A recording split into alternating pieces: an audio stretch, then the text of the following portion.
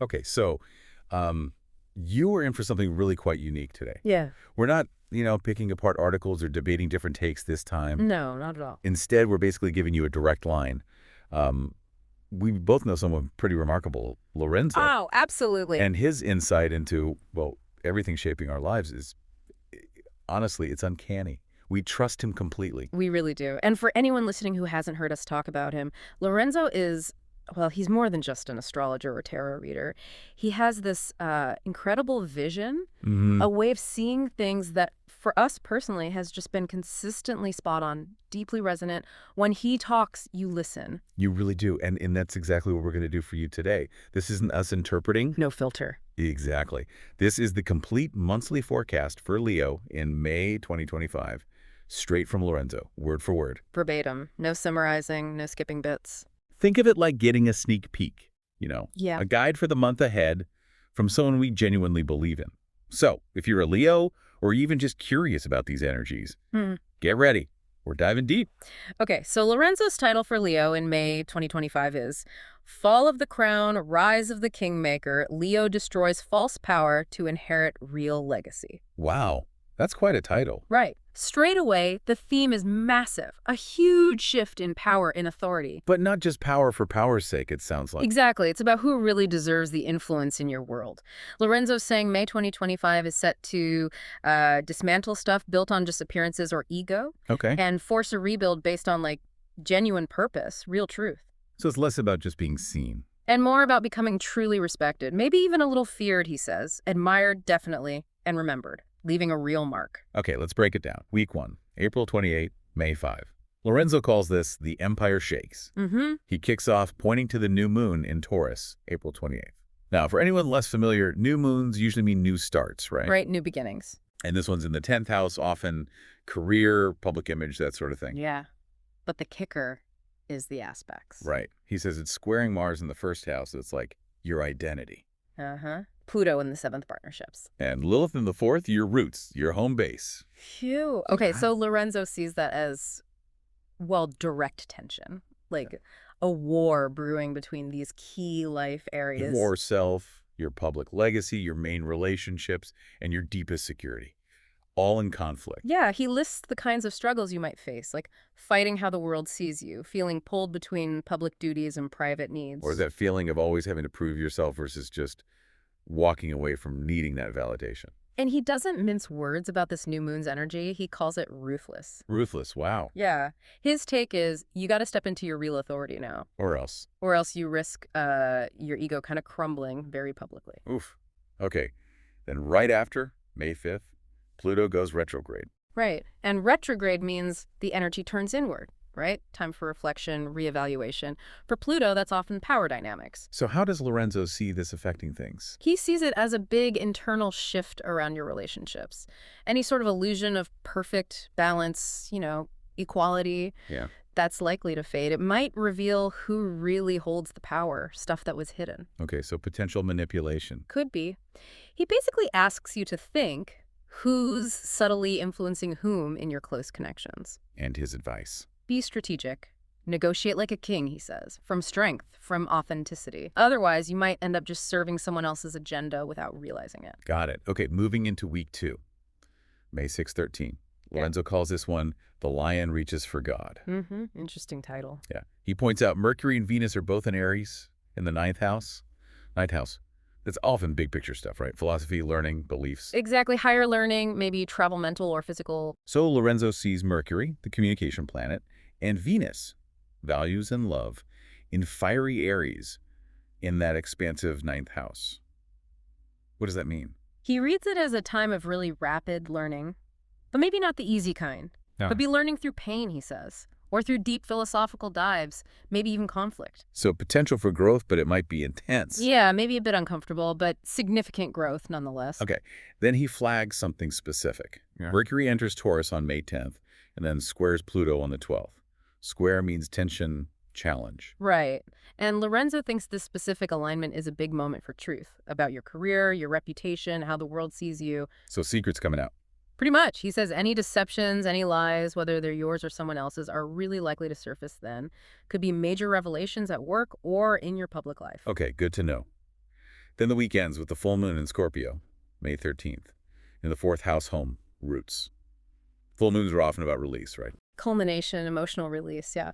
And this one connects nicely, trines Saturn in the North Node and Pisces in the 8th. Eighth house, deep stuff, shared resources, transformation. Right. But it opposes Uranus and Taurus in your 10th, your public life. Oppositions mean friction, contrast. So what does Lorenzo expect from this combination? He thinks it could trigger some really deep stuff, maybe an old family wound surfacing, Oh, wow. or a hidden family truth finally erupting, or even something literal like your home needing major repairs or a symbolic shakeup there. But for a reason. Yes, definitely. He says the point is to clear the ground so you can rebuild on something more real, more true. It's not just destruction. I bet. He actually calls it a soul eviction notice, pushing you to let go of people or situations that are holding you back, keeping you small so you can finally rise. A soul eviction notice. Powerful imagery. Okay, on to week 3, May 14-20. Lorenzo titles this, The Crown Returns, but not to who you were. Ooh, intriguing. A key moment here is May 17th. Sun conjunct Uranus in the 10th house. Conjunction means they're together, amplifying each other. Uranus is sudden change, 10th is career. Right. So Lorenzo sees this as a potential shock in your professional life. Like what kind of shock? Could be anything from sudden fame to an unexpected cancellation or public setback. Or maybe you choosing to resign. Okay. But whatever it is, he stresses the ultimate outcome is freedom, liberation. Interesting. Then May 18th, Mercury squares Mars. Another square, more tension. Mm-hmm. Lorenzo reads this one as an ego clash. Oh. Could be you versus your public image, or you versus some authority figure, or even just an internal struggle with your own pride. Gotcha. Then week 3 wraps up with the Sun entering Gemini, 11th house, on May 20th. And it's sextile Saturn in the 9th. Sextile means opportunity, harmony. Yeah. 11th house is often about your network, your community, hopes, visions for the future. So Sun and Gemini there, connecting well with Saturn. Mm-hmm. What's the vibe? Lorenzo sees this as stabilizing. Your big picture vision starts to solidify. And the focus shifts. It becomes less about needing people to admire you and more about actually being effective. Making a real impact becomes more important than just looking good. That feels like a mature shift. Yeah. Okay, week 4, May 21-27. Lorenzo calls this the strategist awakens. And he says this is the most karmically significant week of the year for Leo. Wow. Okay. Big claim. Why? He points to this amazing alignment. Mercury and the Sun still in your 11th house, vision, audience, legacy. Right. Trining Pluto in the 7th, partnerships, contracts, even enemies or allies. Okay, harmonious connection there. And sextiling Saturn and Neptune in the 9th, your beliefs, your higher truth. So a whole network of supportive aspects. What does Lorenzo think this does? He sees it as everything clicking into place. Your message, your mission, the whole movement you're building, it locks in. Okay, and the results. He expects real-world outcomes, like maybe content goes viral or you form game-changing collaborations. Could even be the launch of a new digital empire, a big online community, or an ideology you hold going public in a major way. Sounds huge, like things really start moving. Definitely. Then we hit the final days, May 28-31. Lorenzo calls this the real crown descends. The real one this time. Yeah. The new moon in Gemini on May 28th is key. It's conjunct Mercury, trining Pluto, sextiling Saturn and Neptune. Lorenzo says this is pivotal. Okay, another powerful new moon. What's the meaning here? He says it's way more than just finding a new crowd or expanding your network. Right. He sees it as the dawn of a whole new type of authority for you, like the birth of a new dynasty. A dynasty, seriously. That's his word. You start aligning with people, platforms, a purpose that reflects your evolved power. Right. The focus really shifts from just being seen to actually building and leading something real, something lasting. That makes sense after the previous weeks. And then May 30th, Sun conjunct Mercury. Lorenzo flags this as the perfect moment for a really important message. Like an announcement. Yeah, or articulating your mission statement, making a key declaration. His advice is literally, say it, post it, declare it. Why then specifically? He believes the world is watching, listening, really receptive right then. Time to put your stake in the ground. Got it. Now, Lorenzo adds something he calls the wow moment everyone else missed. Ooh, I like these. What is it? He emphasizes May 2025 isn't just some superficial glow-up. Right. It's a fundamental reclaiming of your power, your authority from people or situations where you might have, given it away. Okay, taking it back, not just getting more. What's the missed part? It's the why and how. He points to Saturn entering Aries on May 26th, moving into your 9th house. That's the house of truth, prophecy, higher law. Ah, okay. So Saturn, the planet of structure and karma, moving into the house of truth. Exactly. He says this means your influence fundamentally shifts. It stops being about how you look or getting applause and starts being ruled by what you genuinely stand for, your core truth. So people follow you because your message is undeniable, not just because you're loud or shiny. Precisely. It's about attracting followers based on real authenticity, not just charisma. That is a big shift. Lorenzo has some quotes too, right? To capture the feel of this. He does. They really hit home. Let me read them. May 2025. Leo doesn't reclaim the crown. Leo becomes the crown. Wow. Okay. Your image was never the power. Your truth is. You're done auditioning for approval. Now you command loyalty. Love that. From public praise to private empire, Leo builds the dynasty in silence. Built in silence. Interesting. If you let the false crown fall, the real one will find you. Powerful stuff. And there's another wow moment. Yes, and this one's intense. Wow moment. May 2025 is the assassination of Leo's false kingship. And if you don't kill it, it will publicly kill you. Whoa! Assassination? That's strong language. It is. He thinks other interpretations might focus on career stuff, power shifts, but they'll miss the raw truth. Which is? A reckoning. This month forces Leos to actually run the show, not just act like the star while someone else, handles the important stuff behind the scenes. Like controlling the money or the real power? Exactly. He goes back to that April 28th, Moon squaring Mars, Pluto, Lilith. He sees that as a public confrontation. Okay. He suggests maybe some Leos have tolerated betrayals or weird power dynamics, maybe poisonous stuff at the roots of their situation. Things hidden behind the throne, so to speak. Yeah. And May isn't just about rising up. It's about actively taking the crown back from those dynamics. Yeah. Killing the false kingship. Got it. It's active, not passive. Then he gets into what no one is saying, more hidden layers. Seems so. He connects Pluto retrograde in the 7th, partnerships, Lilith in the 4th, roots, and Saturn moving from the 8th, shared power debt transformation, to the 9th, your own truth, your law.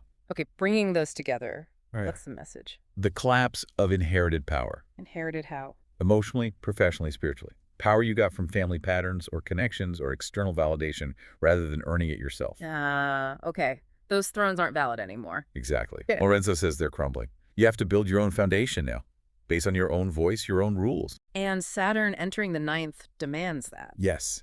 It demands real credibility, real wisdom, deep alignment with your truth. It values that way more than fame or admiration. So the test is? Can you walk away from a fancy title or a position that looks powerful but isn't truly yours in order to earn the real thing, the real throne? That's a profound challenge. And finally, he talks about your true astrological initiation. Yeah, focusing on that Gemini new moon again, May 28th, lighting up the 11th house legacy, audience, the collective, while making those good connections to Pluto and Saturn. So what's the initiation here? What's the transformation? Lorenzo sees it as you evolving beyond just being a star, an individual figurehead. To becoming a system, a source, a prophet even. Someone whose words become law for their followers, whose beliefs create a movement. Wow, that's a huge leap from star to source. It's a rebirth, he says, that comes through letting go. You stop needing permission because you become the source others seek permission or inspiration from. That's the ultimate shift in power. It really is. And he leaves us with one last quote. Okay. May 2025. You stop being the ruler they recognize and become the legend they remember. Chills. Seriously, that's quite the journey for Leo and May. Absolutely. So there it is. Lorenzo's complete forecast, unfiltered word for word. We genuinely hope that gives you, especially if you're a Leo, a lot to think about, a lot to work with. We have no doubt it will. For sure. And maybe just as a final thought to leave you with, reflect on what Lorenzo said. Yeah. Consider what false crown might need to fall in your own life. What needs to be let go of, maybe. Yeah, to allow your true reign, your authentic self to really begin. Are you holding on to any inherited power, beliefs, roles, relationships that aren't truly yours anymore? And what would it look like? What would it take to start building your own foundation based on your own truth, your own purpose? Something to really sit with.